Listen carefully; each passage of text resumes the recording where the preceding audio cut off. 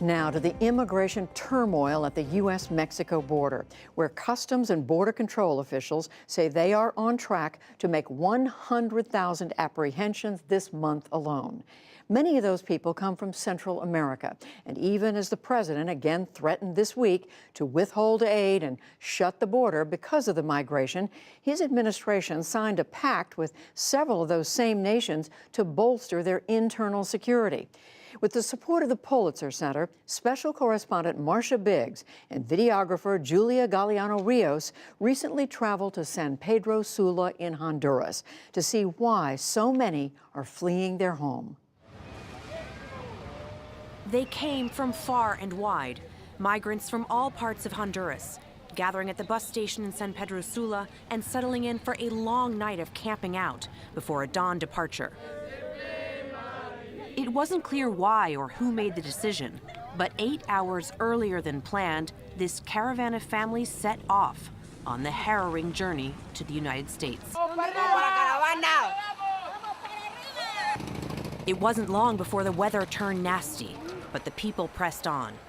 Some have suggested that the caravans were organized by political activists, but there was no organization here.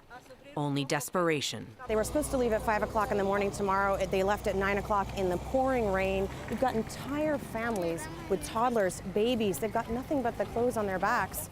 And they don't even really know where they're going. They're just following the crowd, hoping for a better life. I know that it will be a difficult journey, says 19-year-old Alicia, as she cradles her 8-month-old baby. But I want a better life for my son. Olman Del Cid said he had no choice but to start walking with his wife and 5 children. It is too dangerous here. We can't stay here. There is no work, and I can't afford to pay the extortion.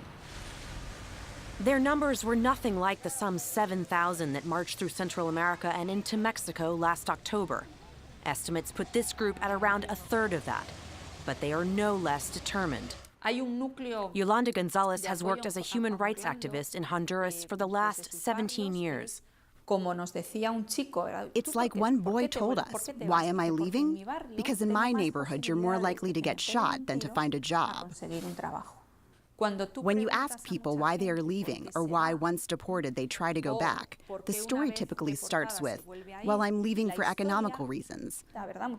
But when you start to inquire further, they say, I had my bodega, but I lost it because of extortion, violence, and because I don't have anyone to report to who can protect me. I can't go to the police because the police won't protect me. And what's more, I'm afraid of the police. Therefore, I have no other choice but to leave. And if I get deported, I will try again. San Pedro Sula used to be the murder capital of the world, held hostage by gangs. The most prominent, MS-13 and the 18th Street gangs. But a crackdown led by the government of President Juan Orlando Hernandez, fueled by American dollars, has led to a much-touted decrease in homicide rates, down over 1/3 since 2011. Yet the people still live in fear.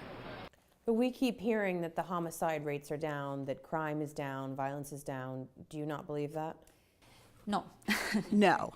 I think there are a lot of tricks there. Sometimes a half-truth is more harmful than a lie. Oddly enough, the homicide rate started to fall when the counting methodology changed. Now only police can give that data. Before, the data was compared with other sources. Now it's just one source. Representatives of the government did not grant our interview requests, but everyone we spoke to talked about extortion by gangs, a concept so normalized it's referred to as war tax. As we drove around some of the poorest neighborhoods in San Pedro Sula, we saw home after home abandoned by those who couldn't afford to pay. 33-year-old Gabriela Gonzalez is one of those people, too scared of the gangs to let us show her face. She lived illegally in the United States for 8 years, finally making enough money to buy 3 cars and start a small taxi company. She returned to her country full of hope. It went well during the first year. In 2014, I started to pay the first war tax. By the middle of the following year, I got the other war tax. Then it was 2 war taxes. I endured. I thought I could. When I got the 3rd war tax, I said no more. To pay 1 war tax is normal, but you just couldn't handle 3. Yes. They don't care if you're sick, if you have someone in the hospital, or if your car broke down. Even if you don't want to be involved, they'll get you involved. Do you understand? When they look for you, they already know all your moves. Do you know of other people that haven't paid the war tax? People who are now under the ground. She says her husband got sick last year and they got behind in their payments. One day, a truck pulled up to their home and 5 men got out, giving them 15 minutes to come up with the cash. She says they stalled them and ran. What do you think would have happened if you hadn't run away, if you hadn't left? I wouldn't be sitting here telling this story. They are now living in hiding. Gabriella's changed her hair and rarely goes outside. She and her mother run a small restaurant out of the house, but today we were the only customers. They sold their nest egg of taxi cabs, keeping one just for emergencies. A constant reminder of the hope they once felt, which was dashed in an instant.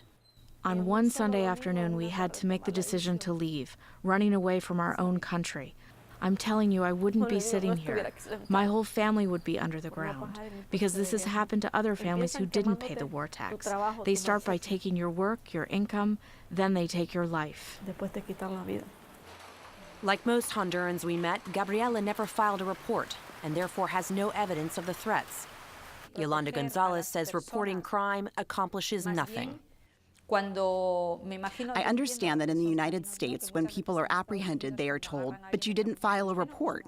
Of course, if you casually ask someone here why they didn't file a report, they would answer, what for, when it doesn't do anything? We went to talk to police in Rivera Hernandez, one of the toughest areas controlled by gangs. They took us to some of the areas they say they've taken back. We've been in this neighborhood several times and always with members of the local community, and it's been really difficult to film. It's been a struggle, I mean, highly sensitive, because they kept saying, oh, you know, the gang is always watching. Now we're here with police, and of course the access is great, but nobody will talk to us. Everyone has retreated into their homes. There's a real culture of mistrust. They took us to an area which they say used to be a dumping ground for bodies. They're proud of the lowered murder rates and claim to have taken back this neighborhood. But it's practically deserted. While the government statistic on violence may be down from a peak in 2011, the murder rate here remains among the highest in the world. And it's fear that drives people out. We're told that 5 families from this street alone left on the latest caravan. Gabriela's sister is an American citizen and has filed a petition to bring her to the U.S. legally.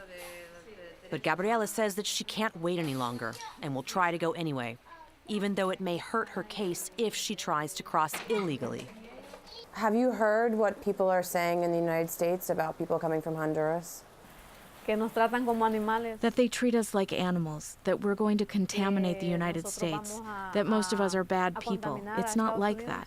As with everything else, in other countries there are bad people and good people. Are you worried about what will happen to you when you get there? You could be detained, you could be separated from your grandson. Yes, it worries me. It worries me a lot. Because I know that they won't understand my situation. So even though you know you may not make it, you're still going? Yes, for my children. I know they are going to have something better in every way. You don't have the freedom for that here. You don't have the freedom for anything. A week later, Gabriela left Honduras with her daughter and grandson, setting off for the brutal journey north. For the PBS NewsHour, I'm Marcia Biggs in San Pedro Sula, Honduras.